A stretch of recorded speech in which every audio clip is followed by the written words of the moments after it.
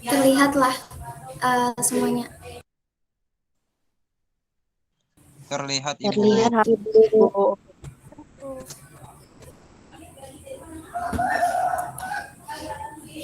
Oke, Ibu mulailah. Assalamualaikum warahmatullahi wabarakatuh.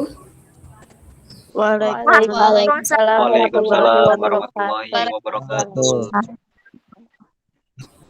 Alhamdulillahirrabbilalamin. Assalatu wassalamu ala asrofil anbiya wal mursalin Sayyidina wa maulana Muhammadin wa ala alihi wa sahbihi ajma'in amma ba'du.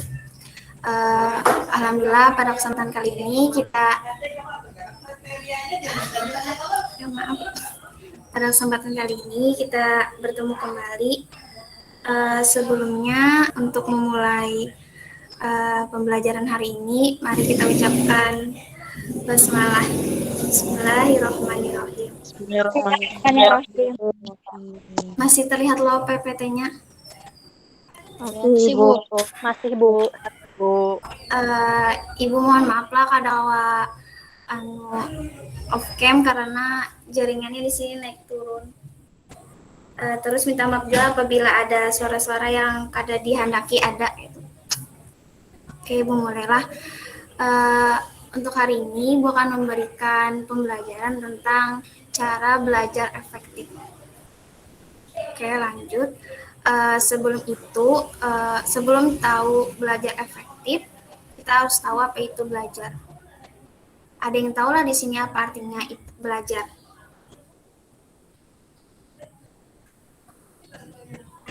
Ada yang tahu? Tidak Ibu. Oke. Jadi belajar itu adalah suatu proses usaha yang dilakukan seseorang untuk memperoleh suatu perubahan tingkah laku yang baru secara keseluruhan sebagai hasil pengalamannya sendiri dalam interaksi dengan lingkungannya. Nah, itu tadi arti belajar. Tolong Pang Muhammad Rizky diulang lagi apa arti belajar tadi? Belajar adalah suatu proses usaha yang dilakukan seseorang untuk memperoleh sesuatu perubahan tingkah laku yang baru secara keseluruhan sebagai hasil pengalamannya sendiri dalam interaksi dengan lingkungannya. Nah, itu tadi arti belajar lah. Kemudian lanjut lagi, apa itu belajar efektif? Jadi, belajar efektif itu ialah belajar yang menyenangkan, terjadwal dengan baik, tidak memakan banyak waktu, dan hasilnya memuaskan.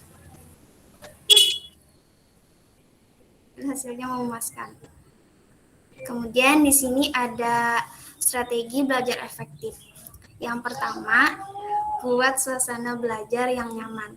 Jadi buat suasana belajar kalian tuh dengan nyaman dan membuat mood jadi naik gitu. Kemudian merangkum pokok pembelajaran.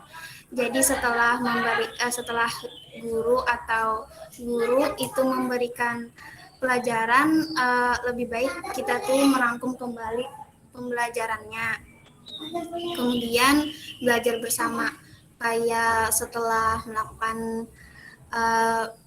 pembelajaran, kita bisa bersama-sama mengerjakan dengan teman untuk mereview kembali pelajaran yang telah diberikan oleh guru tadi. Kemudian belajar dengan praktik. Kadang mungkin loh kita belajar dengan membaca aja, pasti harus diselingi dengan praktiknya supaya lebih paham. Kemudian belajar yang rutin tapi jangan lama. Kayak misalnya setiap malam kita tuh belajar untuk mengingat lagi apa pelajaran yang telah diajarkan tadi. Kemudian mengerti bukan menghafal. Kadang kan kita tuh cuma membaca aja tapi kada mengerti apa yang kita baca. Nah, itu harus dipahami supaya kita mengerti seperti itu. Kemudian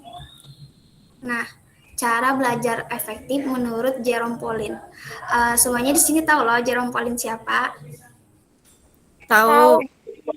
Nah, ini pintar tuh Gin, ada cara belajar ini tuh sebujurnya ajarnya tuh kada pintar, cuman dia bisa mengatur waktu kayak pengen belajar KP-nya belajar gitu. Jadi di sini Ibu ada merangkum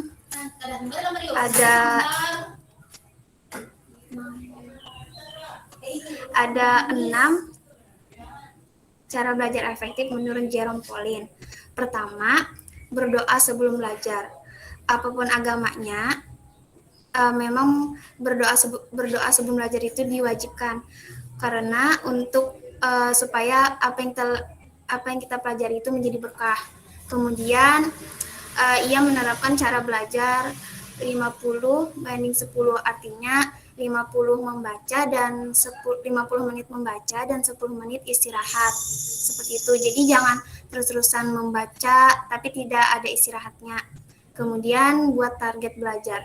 Misalnya kalian seminggu itu misalnya kalian tiap malam itu belajar harus sampai sini pembahasannya yang kalian pelajari. Jadi harus punya target belajar agar kada apa yuk bahasa Banjarnya itu kada camu kayak itu. Nah, apa harus punya harus konsisten belajar itu. Kemudian reward dan punishment, artinya reward itu memberi penghargaan kepada diri kita ketika kita sudah mulai mencapai target belajar kita. Kemudian punishment, hukum diri kita ketika kita tidak bisa sampai pada target tersebut, kayak misalnya tidak makan es krim untuk seharian, kayak ya agar membuat sedikit jerah lah pada diri kita. Kemudian jangan hanya belajar dari satu sumber. Maksudnya ketika guru memberikan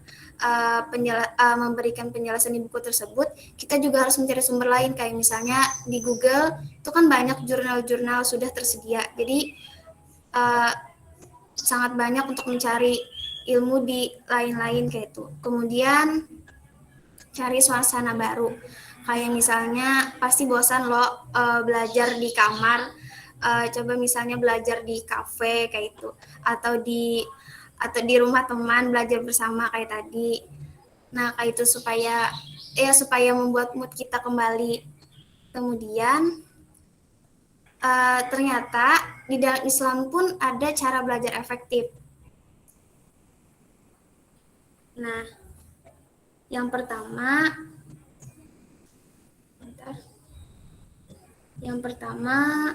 mulai niat semata karena Allah. Seperti ada hadis Nabi, innamal a'malu binniyat, segala sesuatu itu tergantung pada niat kita. Begitu pula saat belajar dan menimba ilmu, agar semuanya itu menjadi berkah dan selalu mendapatkan kemudahan oleh Allah. Kemudian mohon doa restu kepada orang tua, karena ridho fi ridho walidain, karena ridho Allah itu tergantung pada ridho orang tua. Jadi apabila kita ingin belajarnya itu mudah, selain punya niat tadi, kita juga harus minta doa restu kepada orang tua. Kemudian membaca yang tidak sekedar membaca. Nah, kayak tadi, jangan cuma membaca, tapi dimengerti seperti itu. Kemudian memaksimalkan indera pendengaran, penglihatan, dan hati. Apakah belajar efektif itu cukup sekedar membaca saja? Tadi sama di atas. Tidak, di Al-Quran juga dijelaskan dalam Quran Surah An-Nahl ayat 78 menerangkan bahwa Allah telah membekali indera utama untuk belajar, yaitu pendengaran, penglihatan, dan hati. Maksudnya, hal pertama yang ditekankan oleh Al-Quran untuk belajar efektif bukan membaca, melainkan dimulai dengan aktivitas mendengar. Dengan demikian, Islam menyarankan bahwa belajar yang efektif itu utamanya dimulai dari aktivitas mendengar, melihat, lalu gunakan pula hati untuk meresapi ilmu dan meraih kebermaknaan pengetahuan. Kemudian, senantiasa mengulang pembelajaran. Dalam dunia pendidikan, metode pengulangan adalah salah satu metode belajar efektif yang berdampak sangat baik terhadap pemahaman kita tentang ilmu. Dengan mengulang materi pelajaran di sekolah, indera kita akan mengingat ilmu dan materi belajar tadi akhirnya bisa menempel dalam ingatan kita. Kemudian, mencatat ilmu dan pengetahuan baru. Imam Syafi'i itu pernah berkata bahwa ilmu itu seperti hewan buruan yang bisa saja lepas sewaktu-waktu. Cara terbaik agar ilmu tersebut tidak melarikan diri ialah dengan mengikatnya atau menulis. Ya, Islam juga mengajarkan bahwa menulis ilmu dan pengetahuan merupakan cara belajar yang efektif. Kemudian, mengutamakan akhlak dan memuliakan guru. Percayalah bahwa semakin kita memuliakan guru dan meninggikan sopan santun kita terhadap mereka, kegiatan belajar kita akan menjadi lebih mudah, efektif, efisien, dan menyenangkan. Karena guru kan orang tua kita di sekolah. Jadi sama saja ketika kita memuliakan guru, kita juga memuliakan kedua orang tua kita. Kemudian yang terakhir, jangan berputus asa. Allah itu menjanjikan bahwa setiap satu kesulitan itu akan ada dua kemudahan yang bakal menghampirinya, seperti dalam Quran surah Al-Insyirah ayat 5-6. Maka dari itulah kita harus tetap semangat. Sejatinya, rasa putus asa bakal menghancurkan efektivitas belajar. Jadi, di saat terjatuh, kita harus segera bangkit dan jangan terlalu lama berteman dengan kemalasan. Mungkin itu aja penjelasan dari Ibu. Sampai sini apakah ada pertanyaan?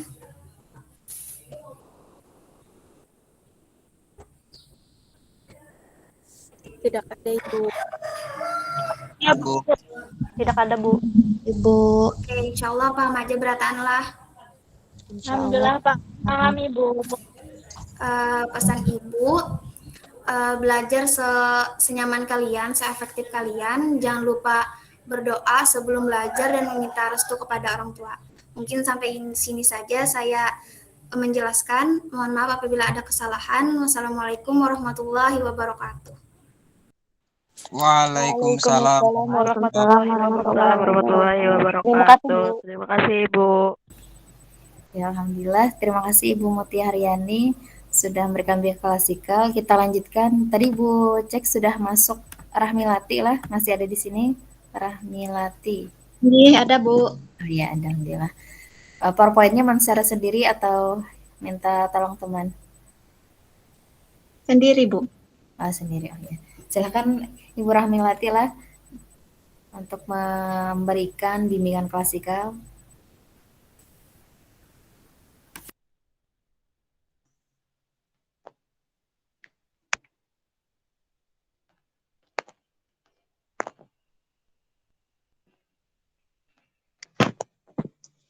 Kelihatan nggak, Bu? Kelihatan. Ya, Assalamualaikum warahmatullahi wabarakatuh. Waalaikumsalam warahmatullahi wabarakatuh. Apa kabar semuanya? Baik. Baik Bu. Baik, perkenalkan nama Ibu Rahmilati, asal dari Kalimantan Tengah ya. Iya Bu, salam kenal.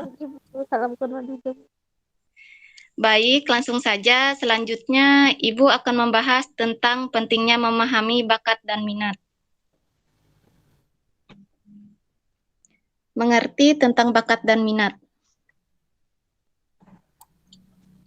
Bakat adalah kemampuan alami yang dibawa seseorang sejak lahir, yang membuatnya lebih mudah untuk mencapai presentasi, baik dalam suatu bidang maupun banyak bidang. Minat adalah hal yang cenderung pada keadaan di mana individu dimiliki perhatian khusus terhadap sesuatu dan ingin mempelajarinya lebih serius. Ini adalah salah satu contoh bakat, yaitu anak Ayu Ting Ting dan Kade, yang sedari kecil sudah memiliki bakat. Suara bagus tidak menutup kemungkinan anak-anak tersebut ketika sudah besar menjadi seorang penyanyi. Dan ini adalah ilustrasi minat. Minat didapatkan kapan saja, misalnya di sekolah. Orang populer adalah anak dari band. Maka anak itu mau belajar memainkan salah satu musik, misalnya gitar, tapi bisa-bisa nanti anak ini minatnya berubah menjadi PG, karena zamannya orang suka foto-foto dan lain-lain. Minat ini dapat berubah tergantung kebutuhan, pengalaman, sesuatu yang sedang tren. Selanjutnya, dapat mengenal bakat dan minat.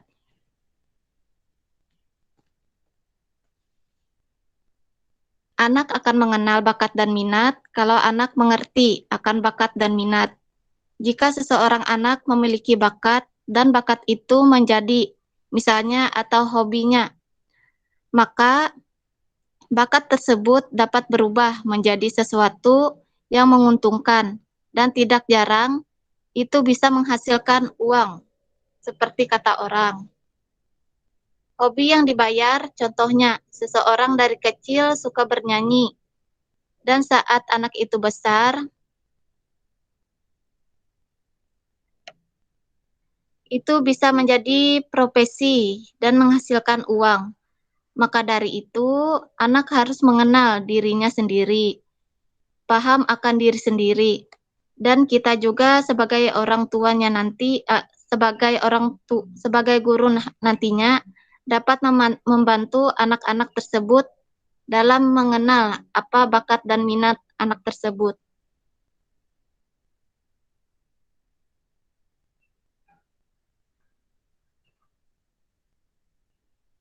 Selanjutnya, cara mengatasi siswa yang tidak memahami bakat dan minat.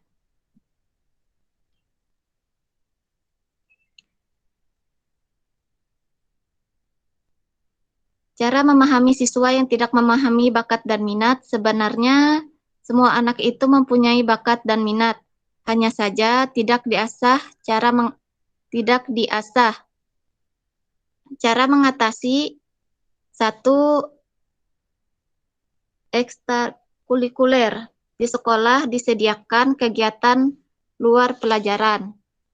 Ini tujuannya supaya anak bisa mengenali bakat dan minatnya. Misalnya dia ikut eskul, poli, maka minat anak itu poli. Atau misalnya dia ikut eskul karya ilmiah seperti bakat, anak itu tentang tulis-menulis. Tinggal bagaimana pelatih eskul mengasah lebih tajam kemampuan anak tersebut. Dua. Selanjutnya angket. Angket yang diberikan berisi beberapa hobi, dan anak tinggal menceklis angket tersebut. Tidak jarang anak menceklis lebih dari satu hobi, yaitu karena minat dan biasanya lebih dari satu. Tinggal kita lihat lebih cenderung anak kemana. Misalnya yang diceklis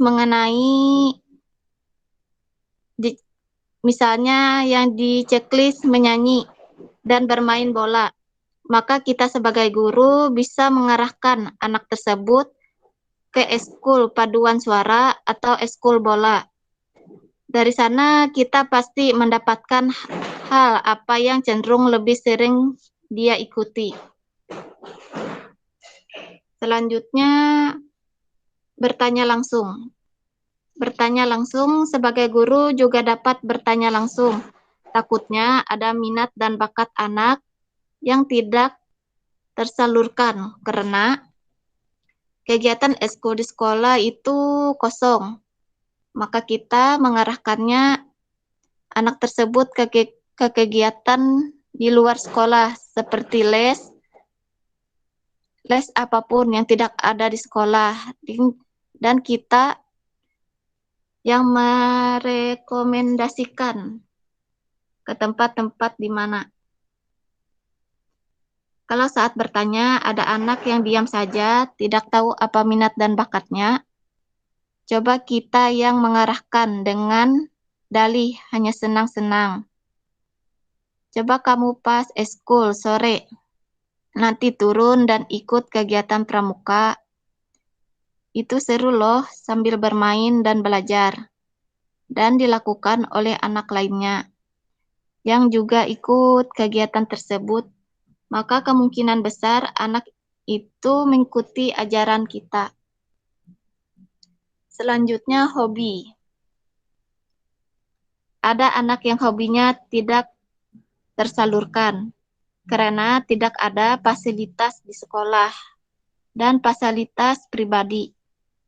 Jika kita tahu itu, maka salurkan. Jika seorang anak hobinya foto-foto, coba pas ada acara, anak itu dijadikan seksi dokumentasi. Nah, yang terakhir, macam-macam pekerjaan dan profesi. Contohnya profesi orang tua. Kalau kita mengetahui profesi orang tua tidak menutup kemungkinan ada bakat anak yang mengikuti orang tua atau kerabatnya. Misalnya orang tuanya TNI atau Polri. Bisa jadi anak tersebut menyukai kegiatan pramuka. Jika ada orang tuanya yang dulu waktu bujangan pemain band, tidak menutup kemungkinan anaknya bisa bermain salah satu musik dan bisa bernyanyi. Apakah bisa dipahami anak-anak? Insya Allah dapat dipahami, Bu. Insya Allah bisa, Ibu. Alhamdulillah. Apakah ada pertanyaan? Sepertinya tidak ada, Tidak Ibu. ada, Bu. Ya, kalau tidak ada, sekian dari Ibu tentang bakat dan minat ya. Atas kekurangan Ibu minta maaf. Wassalamualaikum warahmatullahi wabarakatuh. Waalaikumsalam warahmatullahi wabarakatuh. Terima kasih, Bu. Sama-sama. Terima kasih Bu Rahmilati. Kita lanjut ini berikutnya nih Bapak-bapak lah. Ya, dipersilahkan kepada Bapak Muhammad Rizky untuk memberikan bimbingan klasikal. Halo, mundagin jadi ngomen Ibu kalian kawalun tanahona. Ngarai kayu tanahona.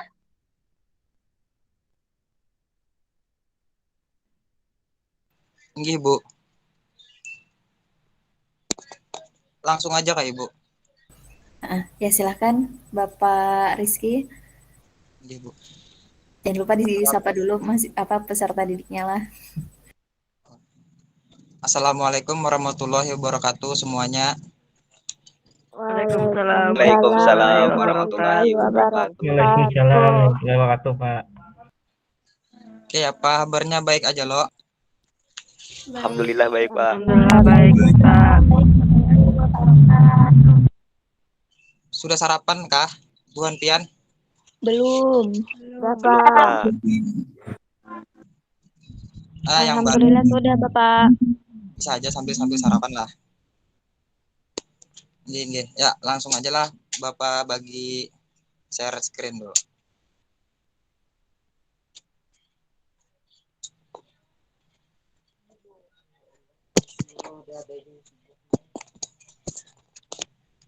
Terlihatlah. Terlihat, Pak. Ya, alhamdulillah. Sebelum memulai pembelajaran, marilah kita mengucapkan basmalah terlebih dahulu. Bismillahirrahmanirrahim. Jadi pembelajaran hari ini mengenai etika dalam pergaulan. Nah, sebelum memulai, cari dulu apa gerang etika tuh. Nah, jadi etika itu berasal dari bahasa Yunani yang terdiri dari dua kata, yaitu ethos dan etikos. Ethos yang berarti sifat, watak, kebiasaan, tempat yang biasa. Etikos berarti susila, keadaban, kelakuan, dan perbuatan yang baik. Sedangkan dalam bahasa Arab, kata etika dikenal dengan istilah akhlak, artinya budi pekerti, dan dalam bahasa Indonesia disebut tata susila. Selanjutnya, etika dalam pergaulan. Etika dalam pergaulan itu bagaimana seorang mengambil sikap dalam pergaulan sehari-hari tentang mana tepat kita pilih sesuai dengan kondisi, kesempatan, dan norma-norma yang berlaku dalam masyarakat. Kenapa gerang etika itu perlu diperhatikan dalam pergaulan? Yang pertama, manusia itu dituntut untuk saling berhubungan dan mengenal dan membantu. Namanya juga manusia itu makhluk sosial lah, jadi perlu untuk saling berhubungan dan membantu. Yang kedua, agar tingkah laku kita diterima dan disenangi oleh siapa saja yang bergaul dengan kita. Nah, jadi itu supaya orang tuh suka tuh nalawan bubuhan pian, amunnya etika tuh bagus. Yang ketiga, tata krama dan tingkah laku sehari-hari merupakan cermin pribadi kita sendiri. Selanjutnya, hal-hal yang harus diperhatikan dalam pergaulan. Yang pertama, pandai menempatkan diri. Jadi, bubuhan pian tuh bisa-bisa menempatkan diri misalnya di lingkungan masyarakat, di sekolah, ataupun di lingkungan keluarga. Yang kedua, dapat membedakan bagaimana sikap kita terhadap orang yang lebih tua, sebaya, dan yang lebih muda. Misalnya, orang yang lebih tua harus kita hormati, seperti punya jalan di muka orang yang lebih tua, dibungkukakan sedikit. Kemudian, suara jangan tapi terlalu tinggi pada sidin. Nah, itu. Yang kedua, orang yang sebaya harus dihargai. Jadi kawan sederajat lah jurang toh harus dihargai juga. Misalnya memberikan apa-apa gitu, saran atau pendapat. Yang ketiga, orang yang lebih muda harus disayangi. Nah, kemudian berikut beberapa contoh etika dalam pergaulan. Yang pertama, dalam berbicara. Yang kedua, dalam berkenalan. Ketiga, dalam menelpon. Keempat, dalam menegur atau memberi hormat. Yang kelima, dalam bertamu. Dan yang terakhir, dalam berpakaian. Nah, ini ada hadis mengenai tentang etika pergaulan. Yang pertama, tiada seorang pemuda yang menghormati orang yang tua usianya, melainkan Allah akan menyediakan orang-orang yang akan menghormatinya jika ia telah tua usianya. Hadis riwayat Tirmizi. Yang kedua, tidak termasuk golonganku orang yang tidak menyayangi orang yang lebih muda dan tidak mengerti hak-hak orang yang lebih tua. Bukanlah termasuk golonganku orang yang menipu kami, seorang mukmin yang lain seperti mencintai diri sendiri. Hadis Tabrani dari Damrah. Dari sini ada pertanyaankah atau kelajuankah menjelaskannya?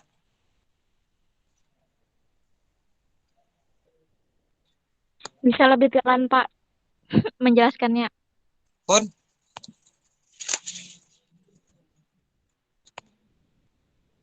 lebih pelan. Diulangi kah? Inggris sedikit. Ini, Pak. Baik. Nang mana yo? Nang mana nang diulangi? Nih dulu lah. Dipina takang HP-nya nah. Nang mana pengertian etika kah? Yang menurut hadis itu, Pak. Yang menurut hadis. Nah, yang mana yang menurut hadis? Nang hadis riwayat Tirmizi kah atau Tabrani dan Damrah? Keduanya, Pak. Keduanya. Keduanya. Oh, iya lah. Nah, jadi penjelasannya lah. Itu loh, maksudnya ini tiada seorang pemuda yang menghormati orang yang tua usianya. Jadi seorang pemuda tuh disuruh hormat tuh panglawan yang tua. Nah, maka lo jadi Allah tuh akan menyediakan orang-orang yang menghormati. Jadi ibaratnya tuh karena pas inya Tuhan tuh nah dihormati juga kayak itu amuninya mungkin pas sudah anum nih menghormati nang Tuhan kayak itu mungkinlah dari pendapat Bapak. Amun nang hadis kedua ini disuruh apa tuh tahu hak-hak nang orang lebih tua tuh ya apa menghormatinya tadi. Nah, mungkin kayak itu. Paham lah. Paham, Pak. Insya Allah paham, Pak. Alhamdulillah, siap.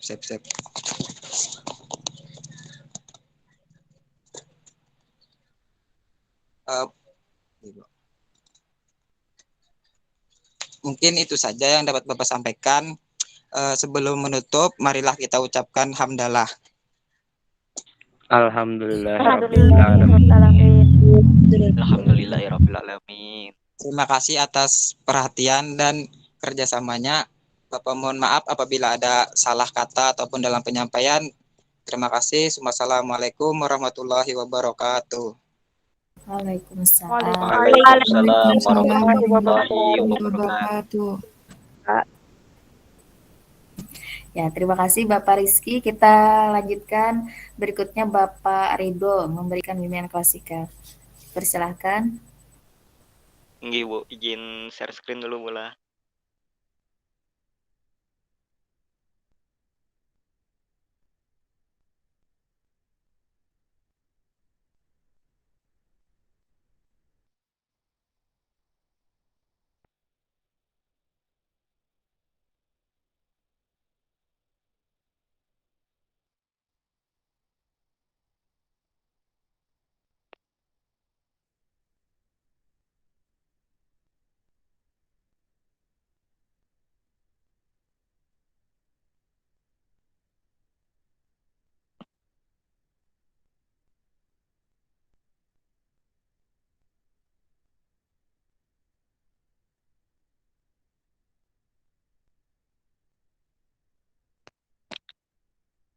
Gimana share screen-nya, apakah terlihat? Terlihat. Ya, baik.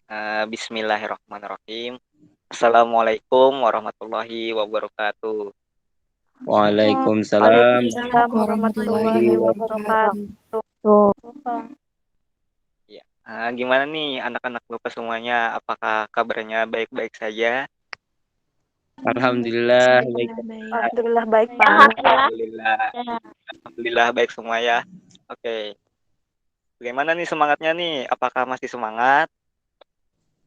Si Pak. Harus dong, kita harus semangat ya belajarnya pada hari ini. Bismillahirrahmanirrahim. Kita hari ini akan belajar mengenai tentang manajemen emosi. Apa ada yang tahu nih tentang manajemen emosi nih? Belum, Pak. Tahu, Pak. Oke.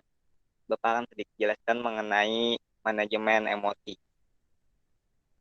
Jadi di sini kata emosi berasal dari bahasa Perancis, yaitu emotion, yang berasal dari kata emovior yang berarti kegembiraan.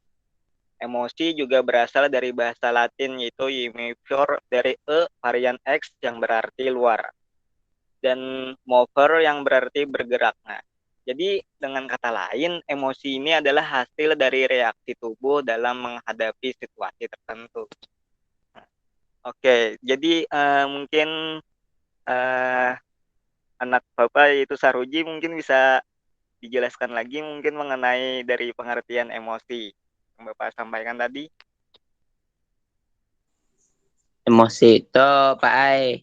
Unjuk yang gede berasal dari bahasa Latin.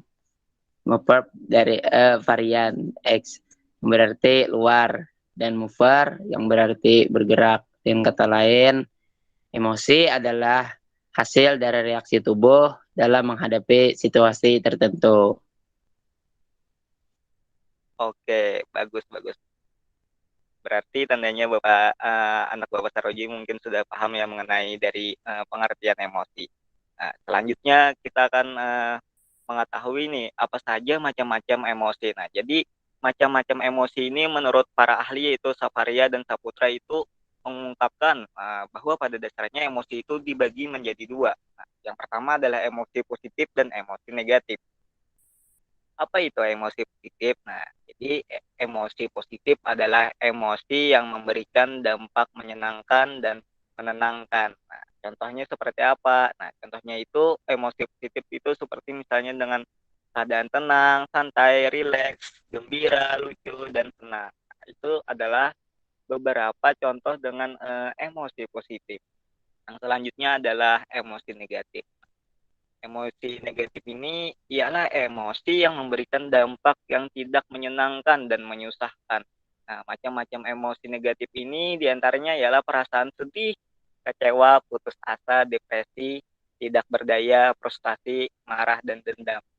Jadi emosi positif dan emosi negatif ini mempunyai perbedaannya masing-masing. Nah, jadi kalau emosi positif adalah emosi yang memberikan dampak menyenangkan dan kegembiraan.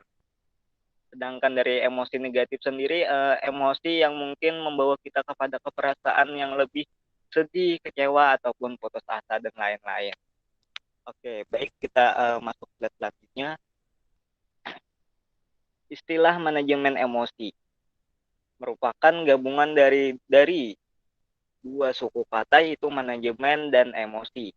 Secara etimologis, kata manajemen berasal dari bahasa Inggris yakni management, yang artinya pengaturan atau pengelolaan.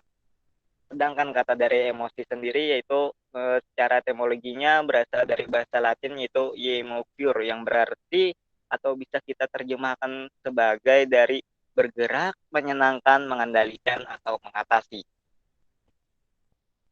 Nah, menelaah dari dua istilah kata di atas, maka manajemen emosi ini dapat kita didefinisikan atau kita simbolkan sebagai pengelolaan atau pengendalian atau pengaturan suatu keadaan perasaan yang kompleks.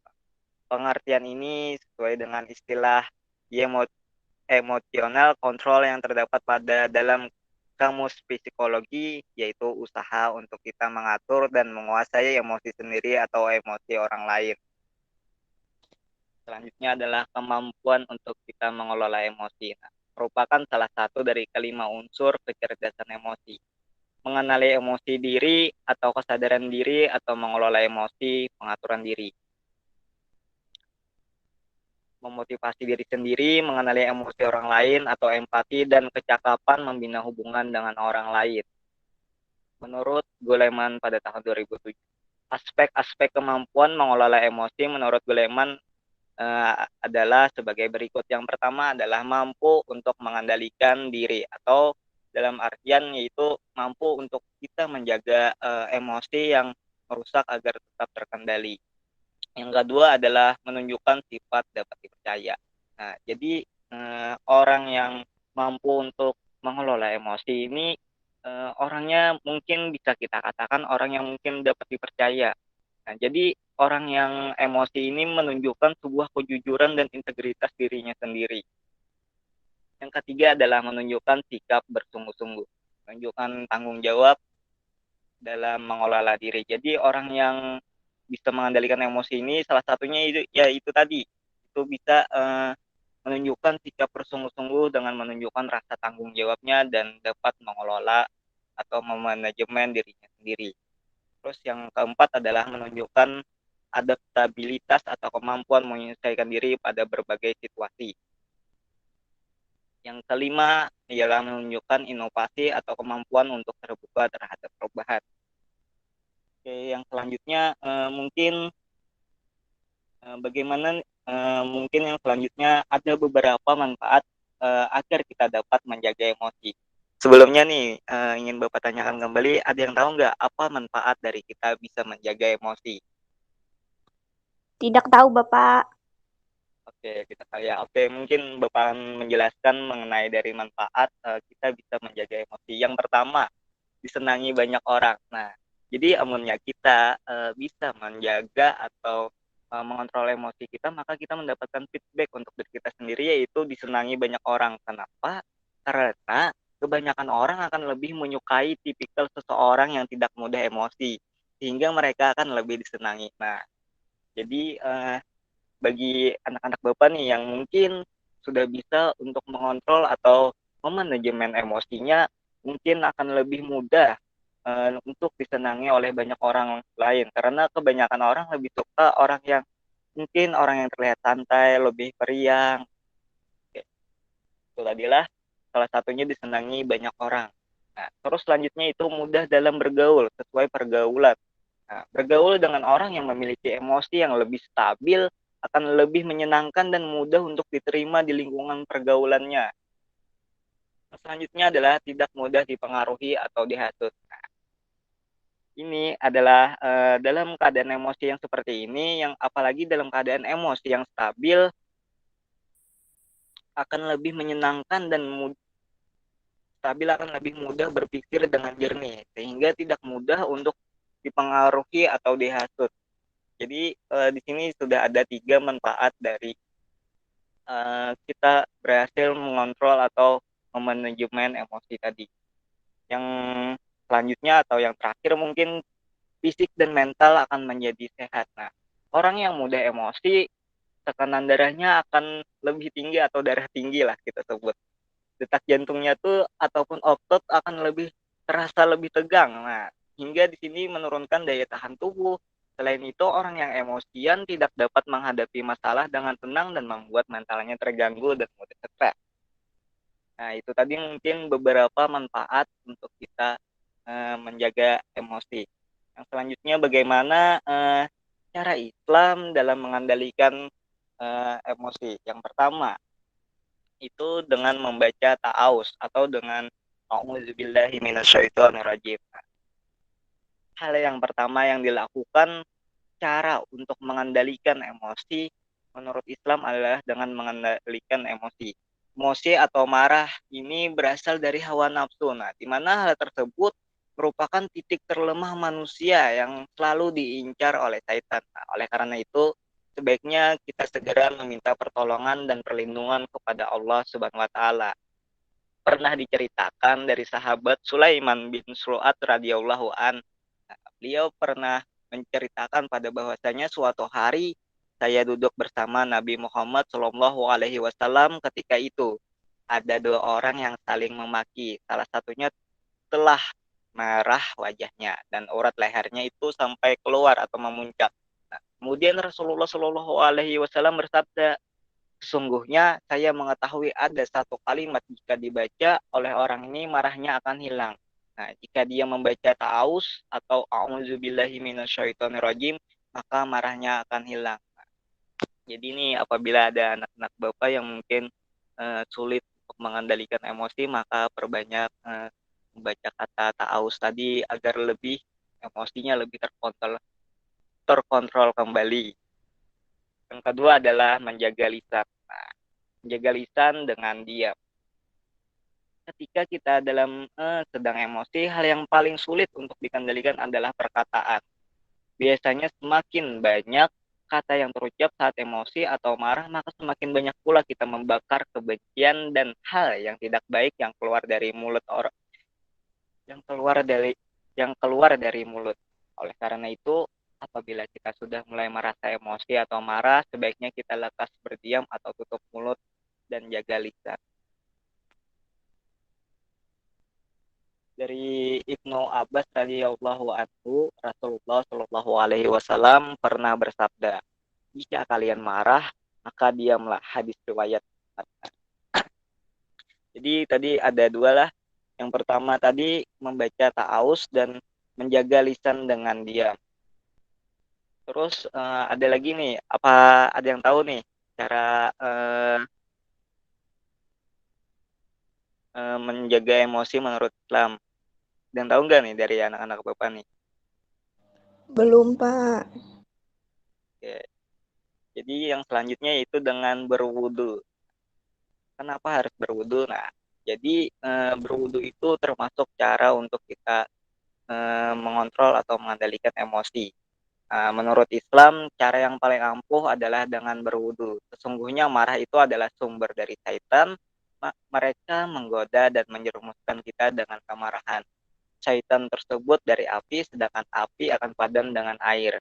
Maka ketika kita sedang emosi atau marah, hendaklah kita berwudu untuk meredam emosi tersebut. Yang selanjutnya adalah dengan membaca istighfar. Amalan istighfar ini dapat menenangkan hati dan pikiran sebagai alternatif cara kita untuk mengendalikan emosi menurut Islam. Karena sejatinya beristighfar itu adalah meminta ampun kepada Allah atas dosa-dosa dan kesalahan yang telah kita perbuat. Nah, dengan begitu, hati dan pikiran akan lebih lega dan jiwa tenang ketika ada sesuatu yang mengganggu ataupun membuat emosi dan marah. Yang selanjutnya adalah dengan membaca Al-Quran. Nah, Al-Quran merupakan kitab suci yang sangat istimewa. Al-Quran juga memiliki beberapa nama layaknya Asmaul Husna bagi Allah Subhanahu wa Ta'ala. Salah satu nama lain dari Al-Quran adalah Asy-Syifa yang artinya obat penyembuh. Nah, sesungguhnya emosi atau marah merupakan penyakit hati. Adapun obat dari penyakit hati adalah Al-Quran. Dengan membaca Al-Quran, hati yang panas akan menjadi sejuk dan dapat membuat pikiran dan hati menjadi tentram. Nah, mungkin itu saja yang Bapak dapat sampaikan pada pembelajaran kita pada hari ini. Mungkin ada sedikit kata-kata motivator atau kuitus lah untuk anak-anak Bapak mengenai tentang ya berkaitan lah tentang materi kita pada hari ini. Jadi marah itu boleh, tapi jangan berlebihan karena sesuatu yang berlebihan itu hasilnya pasti tidak baik. Mungkin sampai di sini. Wabillahi taufiq wal hidayah. Wassalamualaikum warahmatullahi wabarakatuh. Waalaikumsalam warahmatullahi wabarakatuh. Waalaikumsalam. Ya, terima kasih Bapak Ridho. Berikutnya Risa ada yang disampaikan? Oh, kepicik aja mungkin lah. Berarti berikutnya kita persilakan kepada Bapak Raihan. Ini, Bu. Assalamualaikum warahmatullahi wabarakatuh semuanya, anak-anak. Waalaikumsalam warahmatullahi wabarakatuh. Bagaimana kabarnya anak-anak semuanya? Alhamdulillah baik Bapak. Alhamdulillah baik Pak. Sudah makan pagi lah nih semuanya. Sudah, Pak. Ini. Jadi sebelum kita memulai pelajaran hari ini, marilah kita sama-sama mengucapkan Bismillahirrahmanirrahim. Bismillahirrahmanirrahim. Bismillahirrahmanirrahim. Ya, jadi Bapak langsung aja lah saya kirim.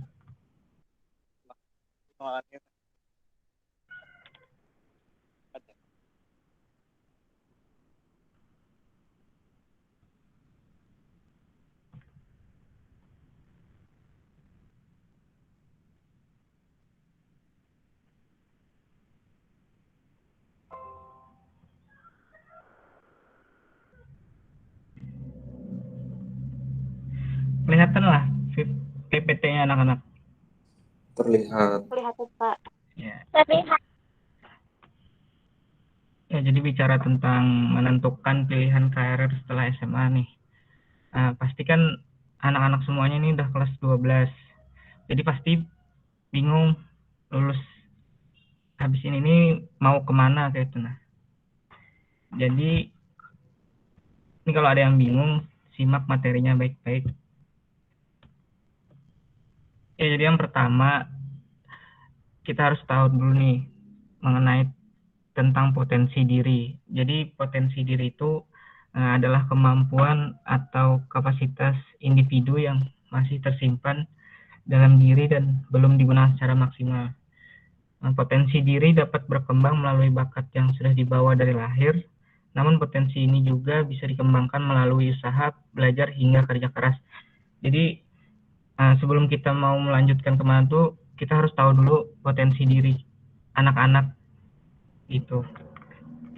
Terus yang kedua adalah, nah ini biasanya faktor yang menghambat dalam karir atau faktor-faktor yang menghambat pengambilan keputusan karir. Yang pertama adalah kurangnya rasa percaya diri. Jadi kurangnya rasa percaya diri ini atau yang disebut dengan minder, maksudnya di sini adalah yang mana perasaan diri tidak mampu dan menganggap orang lain lebih baik dari dirinya. Kemudian kebiasaan dan perilaku buruk. Jadi maksudnya ini tuh seperti suka menunda-nunda pekerjaan, seringkali kurang tidur, atau kurangnya sopan santun.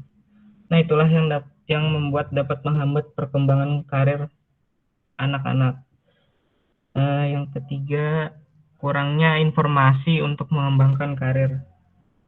Dalam artian, selalu ketinggalan mengenai perubahan penting atau informasi lain yang bisa memengaruhi karir anak-anak. Hal ini cukup berbahaya karena bisa saja tertinggal informasi yang bisa menjadi kesempatan untuk berkarir. Kemudian kurangnya kesadaran diri tentang kekuatan diri, pengetahuan, keterampilan diri. Hal ini menjadi penghambat untuk menemukan tujuan karir yang cocok.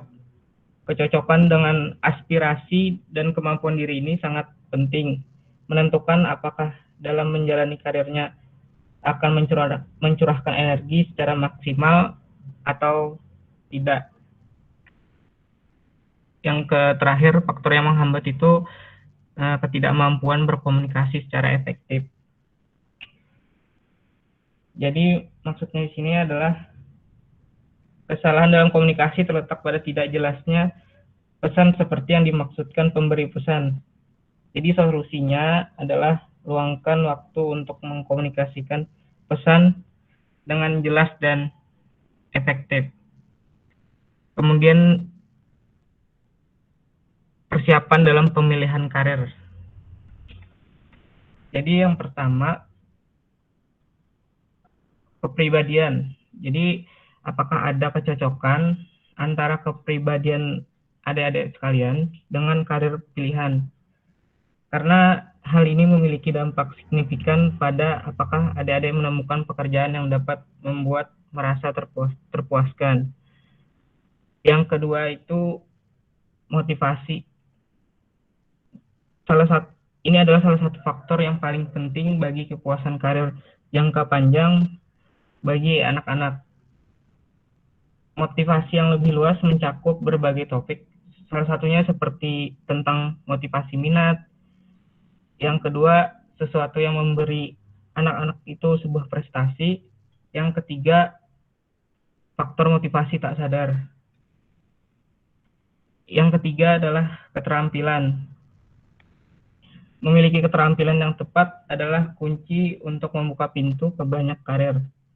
Keterampilan yang adik-adik peroleh ini adalah hasil dari kemampuan atau bakat bawaan yang dikembangkan. Yang keempat, nilai-nilai. Jadi ketika adik-adik memiliki nilai hidup, maka merasa lebih baik dan lebih terfokuskan melakukan hal-hal yang penting. Nilai-nilai kehidupan yang kita percayai bisa menimbulkan energi positif dari tubuh kita dan menggerakkan kita melakukan sesuatu yang mendatangkan kebahagiaan di hati. Ketika bahagia, produktivitas pun sudah pasti akan meningkat besar. Yang kelima itu adalah kendala. Kendala itu termasuk komitmen keuangan atau keterbatasan. Lokasi geografis di mana dapat bekerja, tanggung jawab keluarga, cacat fisik, atau pembatasan serta kualifikasi atau pendidikan. Yang keenam itu ambisi. Nah, jadi maksudnya sini apa tujuan jangka panjang adik-adik sekalian? Misalnya seperti bagaimana dan kapan ingin memulai menikah, berkeluarga dan menetap, terus apakah menginginkan satu pekerjaan tunggal seumur hidup, atau memiliki pilihan untuk mengubah karir. Kemudian, cara sukses dalam pemilihan karir. Nah, jadi perlu diketahui adik-adik sekalian, bahwasanya ketika memiliki tujuan sukses dalam berkarir tapi tanpa bertindak, itu sama halnya seperti bermimpi di siang bolong. Ada peduli seberapa besar mimpi adik-adik dalam berkarir, semuanya tak akan berubah jadi nyata sampai adik-adik itu bertindak. Nah, jadi ini ada Bapak berikan 7 kunci sukses meniti karir khususnya bagi para generasi muda seperti adik-adik ini. Jadi yang pertama itu adalah sikap positif. Nah, jadi pelajari adik-adik sekalian bagaimana cara bersikap yang baik, bagaimana menentukan sikap sendiri, dan apa strategi spesifik untuk mengubah sikap lebih positif. Tapi ingat, hati-hati, sikap merupakan kebiasaan permanen dalam hidup. Jadi perhatikan sikap adik-adik masing-masing jika ingin karir berjalan dengan lancar. Yang kedua, percaya diri. Nah, jadi adik-adik perlu pahami cara mengeluarkan potensi diri dengan mengidentifikasi kemampuan dan bakat pribadi. Selain itu, adik-adik itu juga perlu membangun kekuatan akademis dan minat pribadi agar bisa memanfaatkan semua peluang dengan percaya diri. Yang ketiga, kebiasaan positif. Hilangkan kebiasaan negatif dalam hidup adik-adik dan mulai identifikasi berbagai cara yang dapat membuat hidup adik-adik semakin mudah dijalani. Ingat, kebiasaan positif dapat menjadi salah satu cara untuk mencapai kesuksesan. Yang keempat, buat pilihan yang tepat. Jadi lakukanlah adik-adik pilihan-pilihan bijak dalam menjaga keseimbangan hidup, mengingat baik karir dan kehidupan pribadi. Keduanya itu penting sekali. Yang kelima, gunakan imajinasi kreatif. Perluas kemampuan adik-adik untuk menyelesaikan masalah dengan menggunakan imajinasi kreatif. Jangan salah, kreativitas merupakan kunci sukses dalam berkarir. Yang keenam itu gigih. Nah, ini adik-adik perlu menelusuri seluruh kemajuan dari berbagai proses yang telah dilakukan. Tingkatkan fokus pada apapun tujuan yang ingin dicapai, jangan lupa menambah koneksi dan selalu bersyukur terhadap berbagai pencapaian pribadi. Yang terakhir adalah punya tujuan. Bedakan antara keinginan dan target yang harus dicapai ketika berkarir. Buat komitmen, rencana, dan mulai beraksi. Pastikan adik-adik itu sekalian sampai ke target yang harus dicapai. Jadi ada sedikit tambahan lagi dari Bapak nih. Kalau di agama itu, kalau memilih cara sukses dalam pemilihan karir itu dengan cara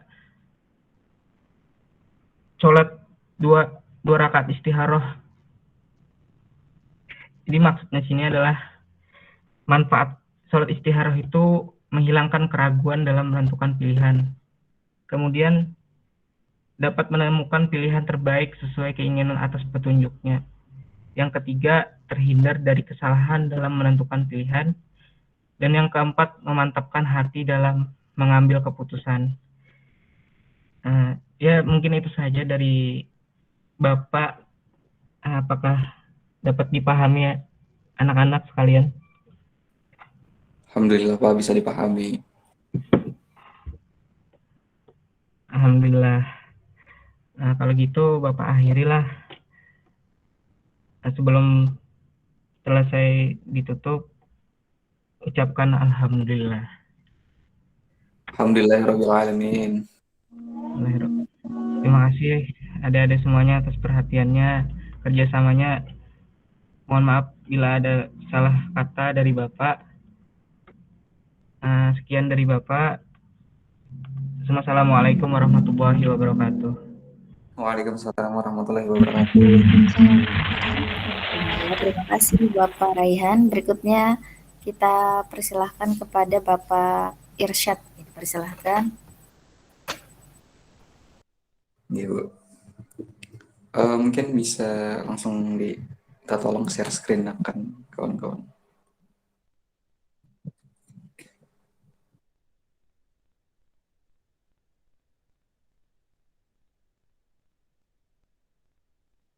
Oke, Bapak mulai ya. Assalamualaikum warahmatullahi wabarakatuh. Waalaikumsalam warahmatullahi wabarakatuh. Gimana kabarnya anak-anak? Baik aja. Alhamdulillah baik Pak. Baik, Pak. Alhamdulillah. Sudah sarapan? Sudah. Bapak. Nah, bagi yang sudah, alhamdulillah. Bagi yang belum, silahkan sambil aja lah. Kita di sini santai aja. Ini Bapak sambil men-share pengalaman juga di sini. Jadi kita santai-santai aja, serius tapi santai-santai tapi serius kayak gitu. Oke. Mungkin sebelum kita mulai, alangkah baiknya kita mengucapkan basmalah terlebih dahulu. Bismillahirrahmanirrahim. Oke, baik. Ada pepatah mengatakan tak kenal maka tak sayang. Berarti kalau dikenal jadi disayang dong. Oke, jadi sebelum masuk ke materi, dan insya Allah pada hari ini Bapak akan melakukan bimbingan klasikal kepada adik-adik sekalian kelas 12 ya. Kalau nggak salah kelas 12 apa? Kelas 12 IPA ya? Iya Pak. Oke, Iya, kelas Pak. 12 IPA. Oke. Jadi sebelumnya perkenalkan nama Bapak Muhammad Irsyad Wahyudi. Panggil aja Bapak Ir ya, atau Bapak Irsyad juga boleh. Nanti bisa, kalau ketemuan bisa aja dipanggil Bapak gitu. Sapa-sapaan aja, nggak usah malu ya Kak. Nah, oke, langsung aja lah. Jadi pada bimbingan klasikal pada hari ini, Bapak akan menyampaikan materi tentang menjaga pergaulan dengan teman sebaya nih. Nah, sebelumnya Bapak mau nanya sama adik-adik semua, menurut adik-adik teman sebaya itu apa sih? Yang bisa menjawab nanti Bapak kasih reward nih. Silakan. Teman sebaya itu apa menurut adik-adik? Ulun Bapak. Oke, silakan. Teman sebaya itu teman yang seumuran dengan kita Pak. Oke, boleh. Siapa namanya? Humairah Dalila ya? Ini Pak. Oke, nanti insya Allah rewardnya menyusul lah. Bapak terima kasih. Oke, terima kasih Humairah Dalila sudah menyampaikan pendapatnya tentang teman sebaya. Nah, mungkin lanjut aja di slide berikutnya. Nah, ini pengertian dari teman sebaya. Teman sebaya adalah kawan, sahabat, atau orang-orang yang bekerja dan berbuat yang mempunyai kesamaan dalam usia dan status. Nah, ini menurut pendapat bukan menurut pendapat sih, ini menurut bahasa ilmiahnya kayak gitu. Nah, yang lebih enaknya tadi seperti yang dikatakan Humairah tadi. Nah, teman sebaya itu teman yang seumuran dengan kita kayak gitu. Baik dengan sahabat maupun orang-orang yang ada di sekitar kita. Pokoknya misalnya usia adik-adik berapa sekarang? 17 sampai 18 ya usia adik-adik. Nah, jadi teman sebaya itu ya kurang lebih dengan usia yang adik-adik sekarang kayak gitu ya, 17, 18 kayak gitu. Nah, sama juga teman sebaya ini tidak membedakan gender, ya mau laki-laki ataupun perempuan, usianya sama. Nah, itu juga teman sebaya namanya. Sampai sini bisa dipahami atau ada yang mau ditanyakan? Bisa dipahami, Pak. Bisa dipahami, Pak. Oke, alhamdulillah. Wah, bilangnya Sahruji lepas banar nih. Aman aja kah di sana? Aman aja, Pak. Aman aja lah, alhamdulillah. Kada banjir kalau di sana. Alhamdulillah, ada banjir, Pak. Alhamdulillah. Oke, lanjut ya. Slide selanjutnya. Nah, tadi sudah kita mengetahui pengertian teman sebaya. Nah, sekarang bagaimana sih caranya mempererat persahabatan di antara teman sebaya? Nah, yang pertama menjaga komunikasi. Adakah yang tahu maksud menjaga komunikasi ini apa, Katna? Silakan yang ingin berpendapat, satu orang aja. Saling memberi kabar. Oke, Lutfia, saling memberi kabar, benar. Nah, jadi salah satu mempererat persahabatan di antara teman sebaya yang pertama menjaga komunikasi. Seperti kata Lutfia tadi, saling memberi kabar, kemudian bisa saling teleponan. Ya, kurang lebih aja sih saling memberi kabar, kayak apa kabarnya, baikkah, kayak apa di sana, lama tak berjumpa, atau mungkin mendatangi langsung ke rumahnya, ngomong-ngomong, ya ngomongnya ya bebas aja, mau bahas tugas kah atau apakah. Yang penting menjaga komunikasi dengan baik. Kemudian yang kedua, jangan sungkan untuk meminta maaf. Nah, biasanya di usia-usia 17 sampai 18 tahun ini gengsinya tinggi ya kalau nah, kalau misalnya ada yang salah, jangan sungkan untuk minta maaf kayak gitu. Nah, maaf ya tadi aku salah. Nah, jadi di dalam ini sedikit spill apa ya, mata kuliah Bapak di Teknik Ilmu Komunikasi. Baik. Jadi itu ada yang namanya banyak gaya sih sebenarnya kalau ada lagi masalah nih bagaimana cara menyelesaikannya. Ada gaya rubah, ada gaya ikan hiu, ada gaya dan semacamnya lah. Kalau misalnya salah satu di antara kawan-kawan itu gengsi itu namanya gaya ikan hiu. Kenapa disebut ikan hiu? Karena salah satunya tidak ingin menyelesaikan masalah itu. Nah, ini sedikit spill aja lah. Nanti insya Allah kalau misalnya ketemu nih mata kuliah teknik komunikasi antar pribadi, nanti adik-adik bisa belajar lebih dalam lagi. Nah, kemudian yang ketiga, menjaga kepercayaan.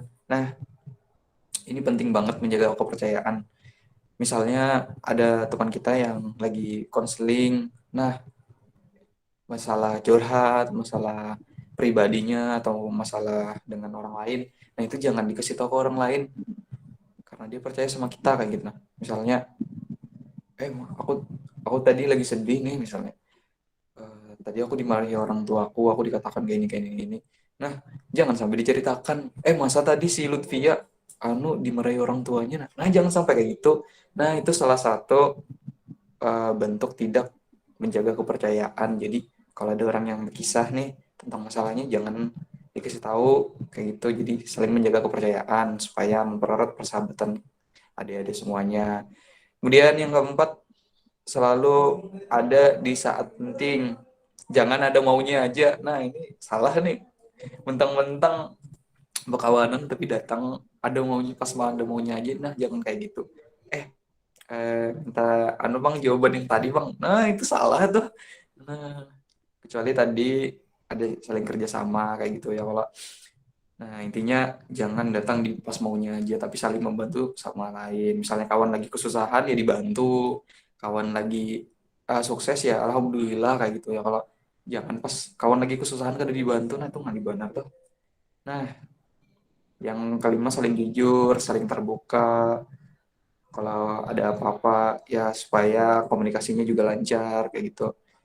Nah, yang selanjutnya itu ada saling mendukung satu sama lain. Pokoknya mau susah maupun duka ya saling disupport kawannya sehingga persahabatannya jadi erat kayak gitu. Kemudian yang ketujuh, jangan sorry menjadi pendengar yang baik. Nah, ini seandainya ada kawannya adik-adik yang pengen curhat, yang pengen cerita, silakan jadi pendengar yang baik supaya keresahannya itu bisa tersampaikan kayak gitu. Bapak juga pernah dengar nih bahwasannya ketika orang cerita itu sekitar beberapa persen itu masalah mereka itu bisa bukan masalah sih, maksudnya pikiran mereka itu bisa hilang kayak gitu beberapa persen. Nah, jadi menjadilah pendengar yang baik. Misalnya adik-adik nih kan kelas 12 IPA berapa, IPA 1 ya, ingin melanjutkan pendidikan nih, misalnya ngambil jurusan BK. Nah, mulai sekarang bisa jadi pendengar yang baik kayak gitu. Kemudian yang terakhir, jangan egois. Nah, biasanya egois ini bahaya sih, apalagi kalau dari pasangan, gue jangan nanti toxic relationship ya kalau. Nah, jangan egois. Oke, mungkin selanjutnya. Nah, selanjutnya ini ada betapa pentingnya persahabatan teman sebaya. Nah, di sini pertemanan membantu kita dalam mengatasi rasa stres, serta membantu memulihkan berbagai masalah kesehatan dengan cepat. Kemudian menghabiskan waktu dengan teman secara positif, juga membuat penampilan lebih baik, karena hal tersebut membuat kita merasa lebih bahagia. Nah, jadi buat kawan-kawan yang introvert nih, keluarlah dari zona nyamannya. Silakan mencari teman yang baik, mencari teman yang bisa dipercaya, yang bisa menjaga kepercayaan satu sama lain, kayak gitu. Kalau misalnya ada yang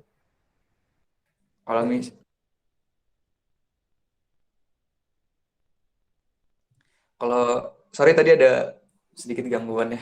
Nah, kalau misalnya dia percaya dengan kita, ya kita menjaga kepercayaannya kayak gitu supaya saling mempererat persahabatan dengan teman sebaya kita kayak gitu.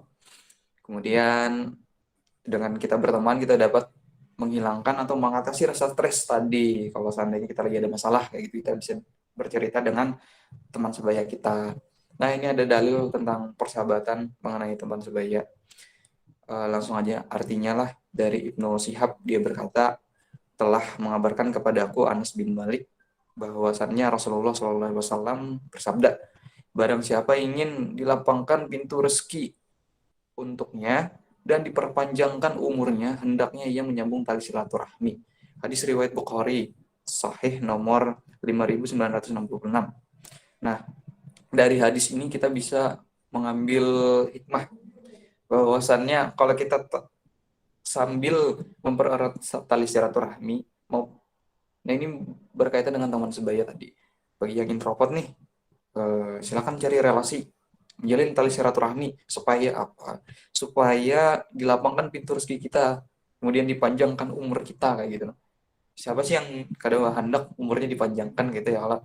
Siapa sih yang kada hendak dilapangkan rezekinya ya Allah? Nah, pasti semuanya hendak. Nah, jadi dengan dalil sini, bagi kawan-kawan nih yang belum punya kawan, silakan mencari relasi. Perbanyak relasi biar dimudahkan untuk kedepannya. Kalau misalnya kita hendak keluar kota, ada relasi nih di luar kota, nah nyaman benar tuh. Kita bisa mampir ke sana ya Pak. Nah, kebetulan Bapak kan orangnya merantau nih. Nah, alhamdulillah tetamu aja kawan di Balikpapan.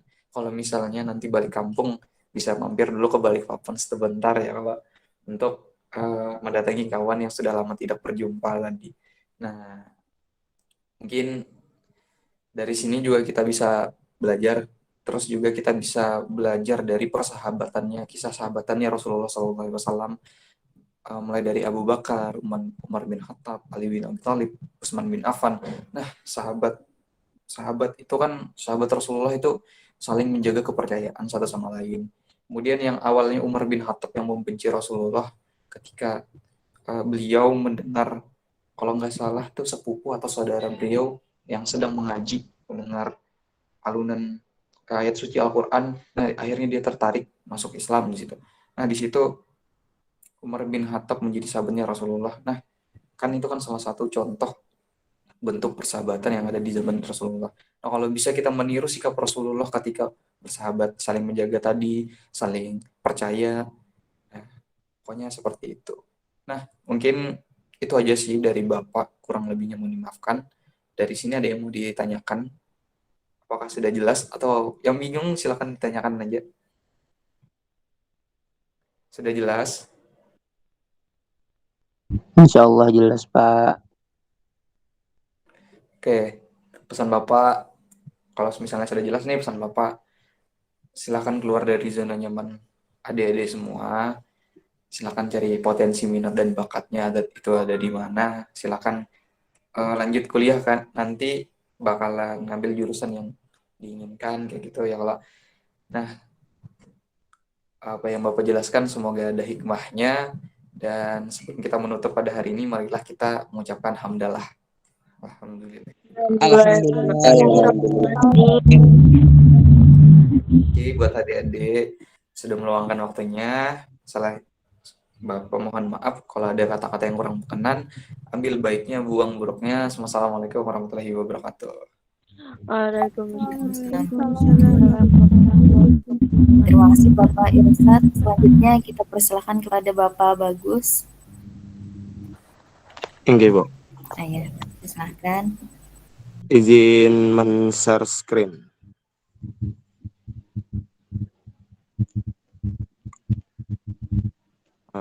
Terlihat. Belum. Wait.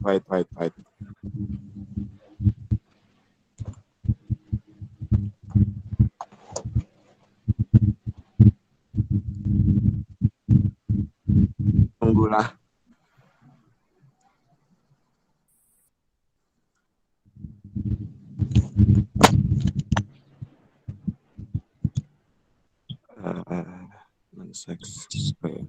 Anjir.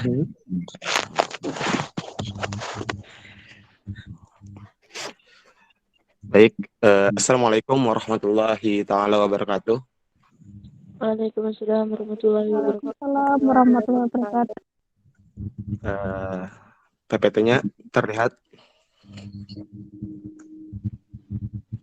jakah PPT-nya, kawan-kawan? Terlihat, Bapak. Oke. Sebelumnya selamat pagi dan tetap semangat, tetap kiowo buat kita semua. Hari ini kawan, Bapak Sahruji gimana hari ini, Pak Sahruji? Alhamdulillah baik, Pak. Alhamdulillah. Kawan-kawan yang lain masih semangat? Semangat, Pak. Masih Bapak. Alhamdulillah kalau masih semangat. Subuh.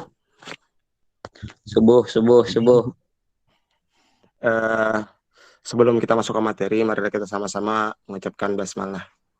Bismillahirrahmanirrahim. Jadi materi Bapak hari ini yaitu macam-macam gaya belajar dan cirinya.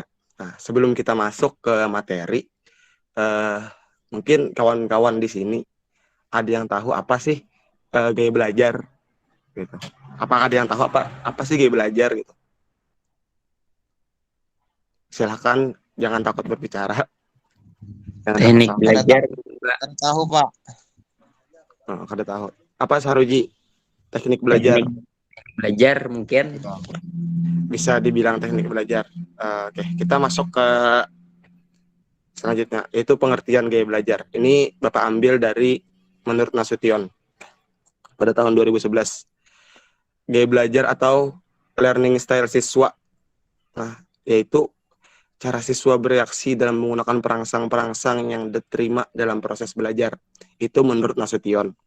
Sedangkan ada juga nih menurut penulis, gaya belajar adalah cara siswa untuk membuat strategi atau rencana dalam belajar dan dapat berpengaruh terhadap hasil belajar seseorang tersebut.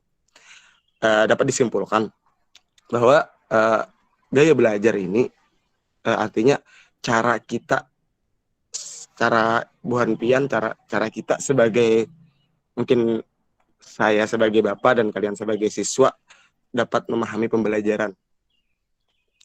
Proses pemahaman pembelajaran dengan cara yang berbeda-beda. masing-masing. Nah, selanjutnya sampai sini paham lah dulu lah. Insya Allah, Pak. Aman berarti. Oke, kita masuk ke tipe-tipe belajar. Di sini Bapak ada mengambil 3 tipe gaya belajar. Yang pertama yaitu gaya belajar auditori. Auditori, orang-orang yang gaya belajarnya auditori ini biasanya dengan cara belajar yang mendengarkan. Nah, orang-orang auditori ini lebih memahami apabila ada orang lain yang menjelaskan daripada ini harus membaca materi, harusnya menonton video. Ini ada suka hal-hal yang kayak itu. Ini lebih suka orang yang menjelaskan, kayak guru menjelaskannya, lebih suka orang-orang, lebih suka cara belajar yang seperti itu. Dan ciri-ciri orang auditori ini biasanya suka baca sambil bersuara. Ini mungkin kawanan Buhan Pian di sini mungkin ada. Orang-orang yang baca tuh pasti bersuara. Makanya Aring lagi bersuara. Terus tuh yang kedua, menyukai musik di mana saja dan kapan saja. Pokoknya ingin makan dengarkan lagu, ingin hendak guring dengarkan lagu, santai dengarkan lagu, apa-apa dengarkan lagu. Terus yang ketiga, ini lebih suka berkomunikasi lewat telepon. Ini biasanya orang-orang yang sleep call nih. Orang-orang sleep call biasanya. Lebih suka melalui telepon. Jadi jarang menggunakan chat, dia lebih suka telepon. Kalau ada apa-apa telepon, kalau ada apa-apa telepon. Terus yang keempat, dia cepat berbicara atau fasih dalam berbicara. Orang-orang cepat dalam berbicara ini biasanya orang-orang auditori, biasanya yang mungkin kebanyakan ditemukan oleh seseorang lah, itu orang-orang auditori. Terus yang terakhir, ciri-cirinya bola matanya tuh bergerak ke kanan atau ke kiri ketika belajar tuh. Ibaratnya bola matanya tuh kada terfokus ke satu arah ya gitu. Nah, sampai sini paham untuk auditori dulu atau ada yang ditanyakan? Paham, Bapak. Paham, oke. Kita masuk ke tipe gaya belajar yang kedua, itu kinestetik. Nah, kinestetik, orang-orang yang gaya belajarnya kinestetik ini pakai gerakan atau praktek lah. Biasanya orang-orang kinestetik nih, ini kada terima lawan materi-materi yang dijelaskan tanpa praktek. Gitu nah. Atau disuruh mendengarkan dia, ini koler gitu nah. Atau malas gitu nah. Biasanya lebih ketujuh praktek. Orang-orang yang lebih suka praktek. Orang-orang kinestetik nih. Nah, ada ciri-cirinya juga. Ciri-cirinya orang-orang yang mungkin orang-orang gaya belajar kinestetik itu suka berolahraga dan rajin menjalankannya serta tidak bisa diam. Jaka ajar bahasa Banjarnya itu kada sing ranayan lah orangnya nih. Itu nah. Kada mau berenai. Berjalan terus. Suka berolahraga. Terus yang kedua, lebih suka mencoba-coba. Biasanya orang-orang kinestetik nih, aku hendak mencoba memasak nah, bisa lah yuk. Aku hendak mencoba bermobil nah, bisa lah yuk. Padahalnya tuh belum tentu bisa, cuman hendak mencoba. Yang ketiga, biasanya tulisannya kurang bagus dan agak sulit dibaca. Cuman ini kada amun orang tulisannya ada bagus belum tentu kinestetik lah, cuman kebanyakan yang ditemukannya tuh orang-orang kinestetik gitu nah. Kalau ada kawan pian nih, tapi ini apa aja gaya belajarnya kada kayak ini, cuman tulisannya kada baik ya. Nah misalnya ada yang kayak itu, nah berarti kada sebertaan orang kinestetik tuh, kada sebertaan orang tulisan kada baik tuh kinestetik gitu nah. Terus tuh yang keempat atau yang terakhir nih, pandai meniru mimik wajah orang lain. Ketujuh, menuruti mimik orang lain, mimik artis, turutinya atau apa gitu nah. Terus ini yang terakhir, visual. Nah, gaya belajar visual. Visual ini lebih ketujuh melihat. Gitu nah. Lebih ketujuh melihat, ini berlawanan benar lawan orang yang auditori tadi.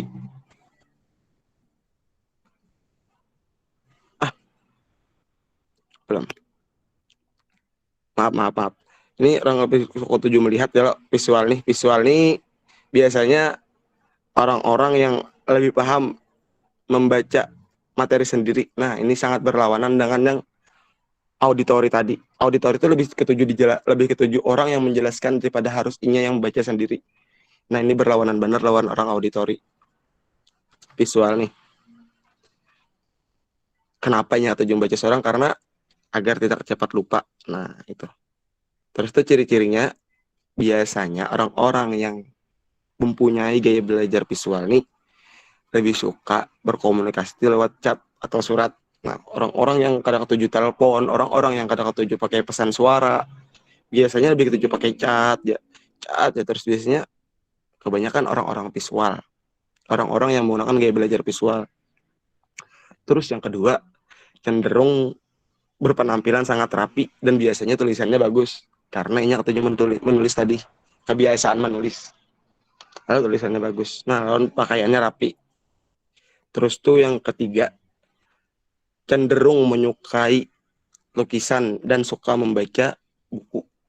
Nah, orang-orang ini cenderung menyukai lukisan, orang-orang baca buku karena dia visual tadi gitu. Lebih suka membaca materi sendiri daripada harus dijelaskan orang lain. Nah, mungkin sampai sini aja. Sekian, terima kasih. Sebelum ditutup, apakah ada yang ditanyakan terlebih dahulu?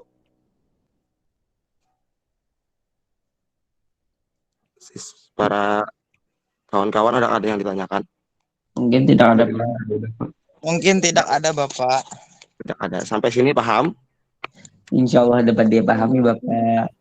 Iya. Insya Allah dapat dipahami, Bapak. Oke, sebelum Bapak tutup, ini ada pesan mungkin dari Bapak. Apapun tipe belajar kawan-kawan di sini, bagaimanapun tipe belajar kawan-kawan di sini, jikalau masih ada malas di dalam diri Buhan Pian, maka kesuksesan itu masih jauh dari pandangan mata Buhan Pian. Jadi ini hanya tipe. Pada intinya jangan pernah malas. Biarpun Buhan Pian tahu ini tipe gaya belajar Buhan Pian, namun Buhan Pian malas, ya tetap aja kakak itu aja hasilnya, karena mau maju. Gitu. Untuk menutup materi Bapak pada hari ini, marilah sama-sama kita mengucapkan hamdalah.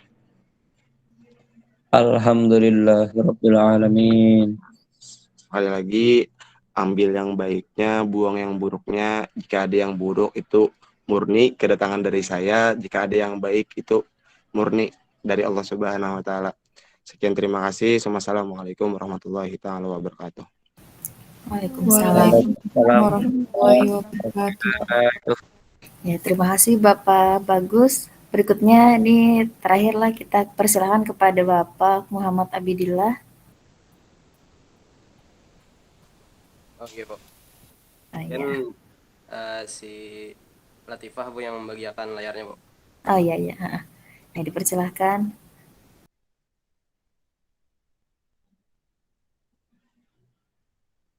Baik, bismillahirrahmanirrahim. Assalamualaikum warahmatullahi wabarakatuh. Waalaikumsalam warahmatullahi wabarakatuh. Sebelumnya, perkenalkan, nama Bapak Muhammad Abidillah dari Telaga Silaba. Di sini saya akan sedikit menjelaskan tentang pengertian pertemanan.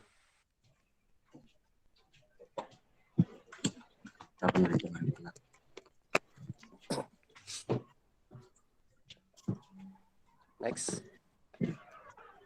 Langsung saja. Untuk pertemanan adalah istilah yang menggambarkan perilaku kerjasama dan saling mendukung antara dua atau lebih entitas sosial. Jadi, apakah di sini dari adik-adik sekalian ada yang memahami atau memiliki arti lain dari pertemanan? Silahkan. Mengantar ke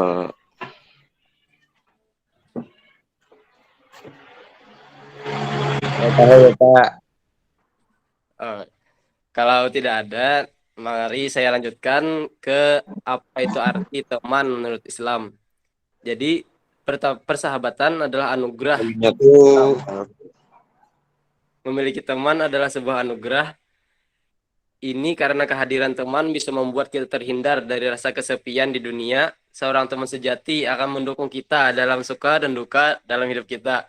Dan itu adalah salah satu anugerah terbesar dalam hidup. Di sini bagaimana cara mencari teman yang baik menurut ajaran Islam? Apakah ada yang tahu dari adik-adik atau teman-teman sekalian? Tidak tahu, Pak. Pada tahu, Pak. Kalau tidak tahu, di sini saya akan memberitahu salah atau kurangnya, mohon dimaafkan. Hidup bersosial ada aturan. Ini 5 cara memilih teman menurut Islam.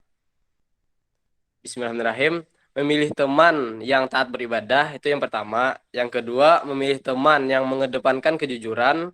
Yang ketiga, memilih teman yang bisa menjaga amanah dengan baik. Memilih teman yang bisa mengajak pada kegiatan positif. Dan memilih teman yang senantiasa menjaga silaturahmi. Apakah bisa dipahami, kawan-kawan sekalian? Insya Allah, Pak. Insya Allah bisa. Terus untuk yang terakhir, di sini saya akan memberikan pandangan atau upaya untuk mengetahui pertemanan yang baik. Jadi menurut saya, untuk mendapatkan pertemanan yang baik atau persahabatan yang baik, di sini kita lebih mengedepankan kerjasama terhadap teman tersebut, bukan hanya mementingkan keegoisan diri sendiri, dan bersifat saling terbuka terhadap teman tersebut. Nah, mungkin itu saja penjelasan dari saya. Apakah yang lain bisa dipahami? Insya Allah, Bapak dapat dipahami. Alhamdulillah. Kalau tidak ada lagi, dibiarkan saya di sini untuk membacakan sedikit dari hadis riwayat Bukhari dan Muslim. Bismillahirrahmanirrahim. An Abi Musa radhiyallahu anhu, anin Nabi sallallahu alaihi wasallam qala, "Matsalal jalisi shalihi was-saw kahamili miski wa nafikhil kir. Fa hamilu misk imma ayyuh ziyak wa imma an tabta'an minhu wa imma an tajida minhu riha tayyibah wa nafikhakir imma ayyuh riqa thiyabak wa imma an tajida rihan khabithah." Artinya, perumpamaan kawan yang baik dan kawan yang buruk seperti seorang penjual minyak wangi dan seorang peniup alat untuk menyalakan api atau pandai besi. Adapun penjual minyak wangi, mungkin dia akan memberikan hadiah bau harum darinya. Dia akan memberikan hadiah kepadamu, atau engkau membeli darinya, atau engkau mendapatkan bau harum darinya. Sedangkan pandai besi, mungkin dia akan membakar pakaianmu, atau engkau mendapatkan bau yang buruk. Hadis riwayat Bukhari dan Muslim. Jadi pesan dari hadis ini lebih kepada kita, khususnya mahasiswa, pandai-pandailah dalam mencari teman yang mungkin sefrekuensi atau tidak sefrekuensi, tapi lebih bisa mencocokkan kepada teman tersebut. Mungkin cukup sekian dari saya. Kalau ada pertanyaan, disilahkan.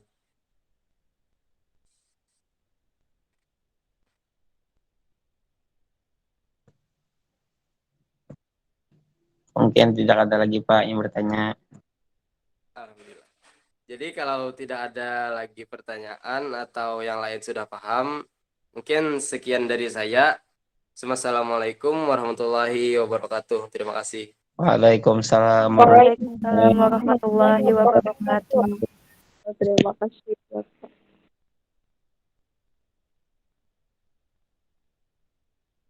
Alhamdulillah, terima kasih kepada peserta perkuliahan juga lah. Nah, di sini alhamdulillah sudah tuntas untuk hari ini. Sebenarnya masih ada waktu, cuman tinggal 5 menit lagi lah. Nah, jadi kita satu kali lagi untuk pertemuan